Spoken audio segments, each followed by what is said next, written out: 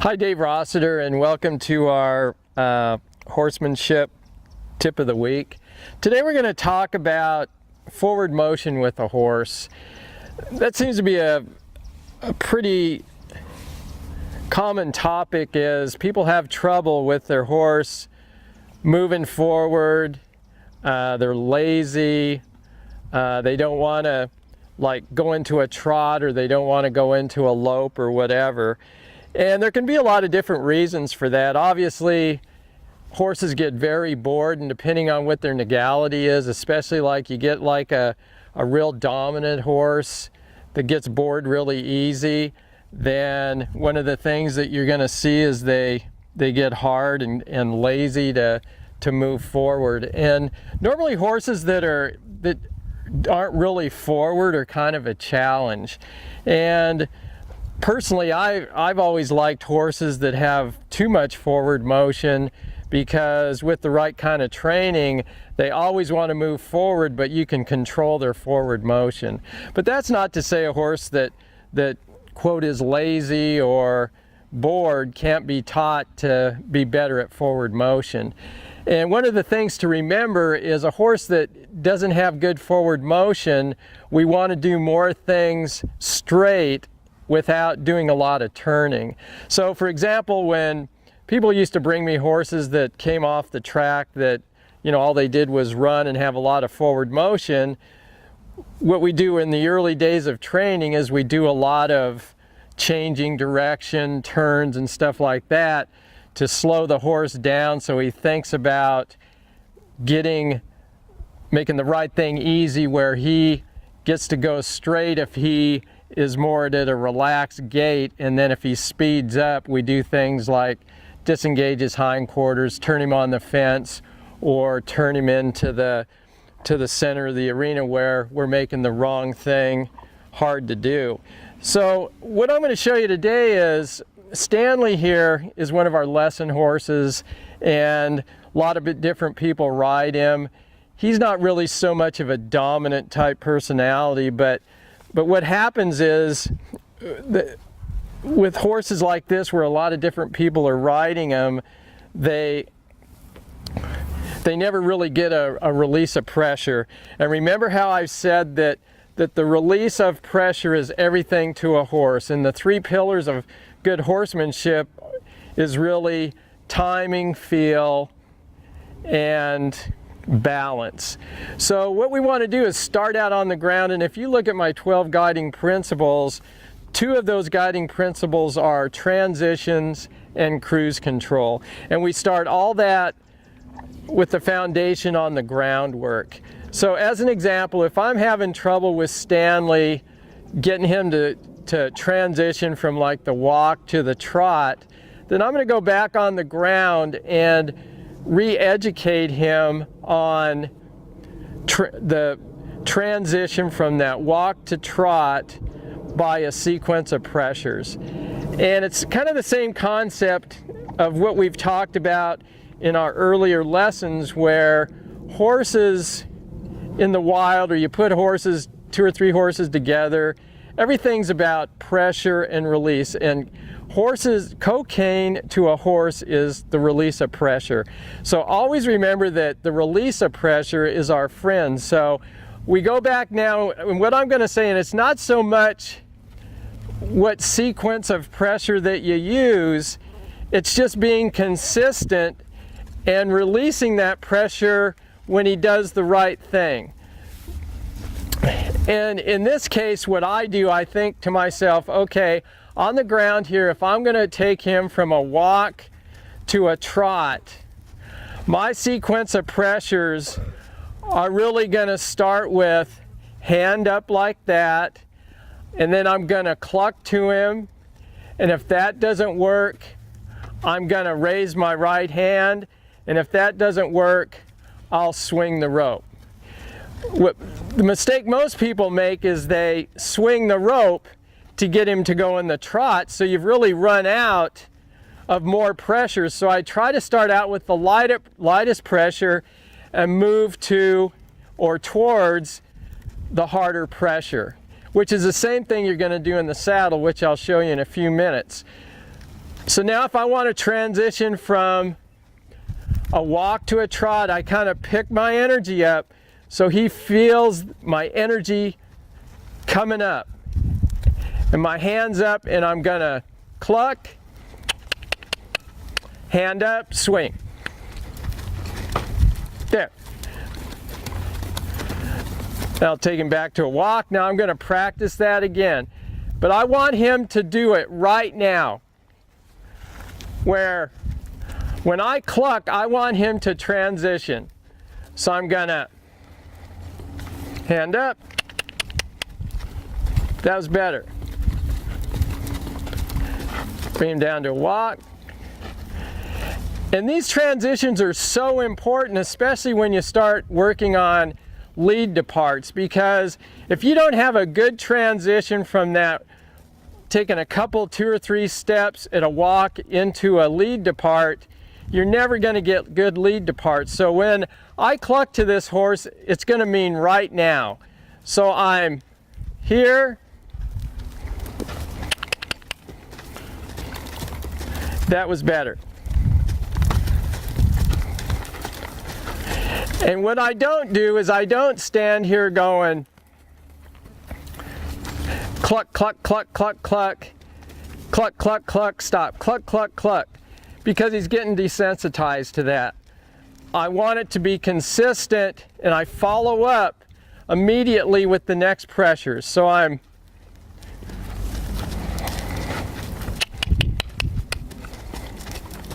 and notice I came up with that hand when he didn't go right away. Like that. Whoa.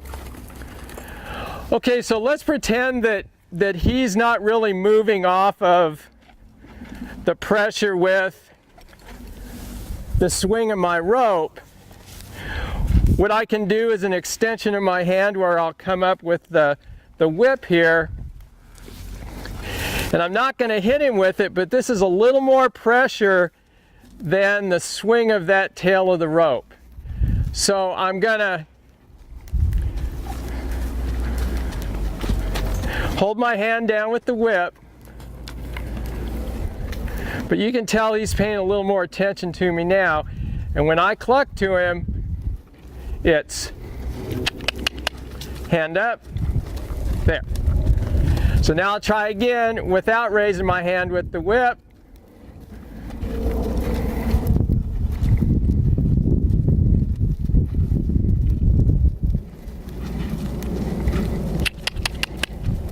That was better. Whoa. All right, so what we've taught him on the ground is he understands that cluck, and he knows if he doesn't move off of that cluck, there's more pressure coming that's a little bit more pressure than what that cluck is, which is really not a whole lot of pressure at all. So now I'll get on him and I'll kind of show you the same concept in the saddle.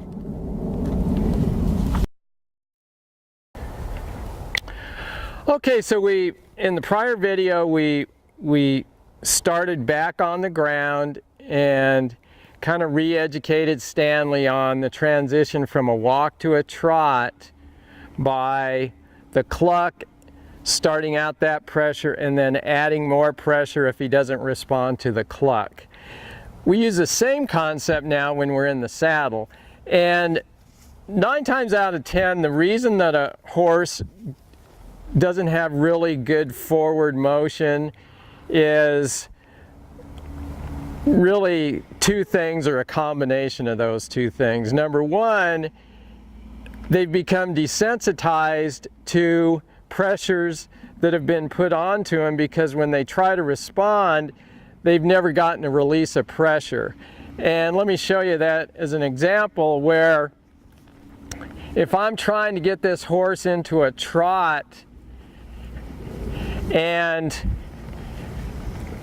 he's not responding, and I keep bumping with my legs, and then maybe I have the crop and I'm hitting him with the crop, then he goes into a trot and I keep bumping him like that, and he never really gets a release of pressure. So essentially what happens is he gets desensitized to that pressure. So early on, what I want to re-educate him with is giving him a huge release of pressure when I get forward motion.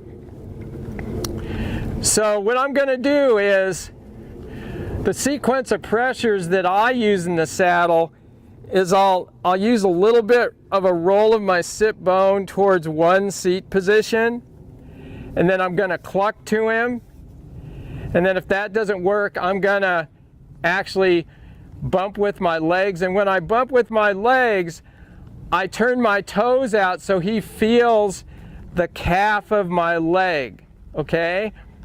And then if that doesn't work, then I can go to the crop or whatever. But when I use the crop, I'm not hitting him on the butt. I'm just gonna, with rhythm, just tap on that outside leg, and then just keep tapping harder and harder. And then as soon as he responds to whatever pressure, I'm gonna take all the pressure off of him in a total big release.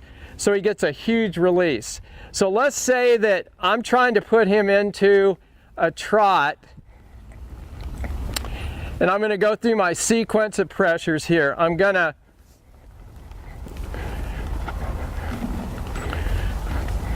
start out by rolling my seat forward like that, and then I'm going to cluck to him, and if that doesn't work, I'm going to bump with my legs. So I'm going to forward, bump, release. I'll give him a huge release here. Huge release. And he's always obviously got pretty good forward motion, but if my horse doesn't have good forward motion, I'm going to make sure he's got that big release. Then I'm just going to keep him without doing any pressure to him. And as soon as he starts to slow down, then what I'm going to do is run through the sequence again. So let's say he tried to slow down. I'm going to roll my seat forward. There. That worked by just using my seat. Let's say he slows down. I roll my seat forward. So he's following my seat. Oh. But ultimately what I'm trying to do is get this horse to where he's following the motion and energy in my seat, and there's not always some kind of a pressure where I'm always nagging at him, okay? And then as he gets more and more advanced, what I'm going to do is I'm going to use bumping my legs as impulsion for him to start driving those back feet up under him as he gives me softness in his face. So what I'll do is I'll bump here like that, but I'm going to really rely on that cluck for him to transition. So I'm bumping to get softness, and then I'll, there, like that, and I can still keep bumping like that to get softness, but he's still feeling my seat, the motion of my seat. And if I pick it up like that, there, he's following that, and then I slow down, stop, like that.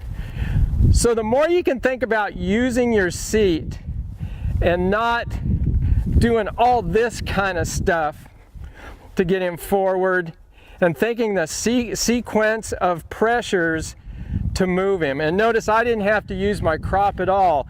But if I go to my legs like that after the cluck and he's not responding, then I'm going to use that crop. But I'm not going to hit him. I'm just going to bump, bump, bump, bump. And then as soon as he transitions to that trot, I'm going to leave him be. I'm going to give him a huge release. My legs are out of him. I'm releasing my hands and the whole deal. And he's kind of a horse that he just had so many different people riding him that he's starting to kind of get pushy and pulling on my hands and things like that. But still, see what we did on the ground with that cluck. I really want that to mean right now. So when I go, There.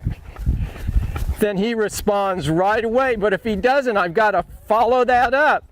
In other words, I just don't keep going like that and bumping like that. As soon as he transitions, I give him a huge release till he gets better and better. And then, like I said, as he gets more advanced, then we're going to be using these legs to get that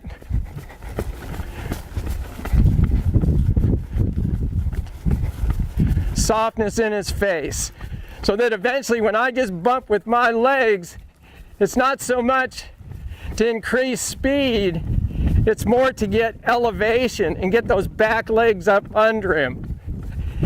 And then as he gets even more advanced, he's just listening to my seat, the motion of my seat, where I slow my seat down, then he slows down, and I didn't even pull him with my hands.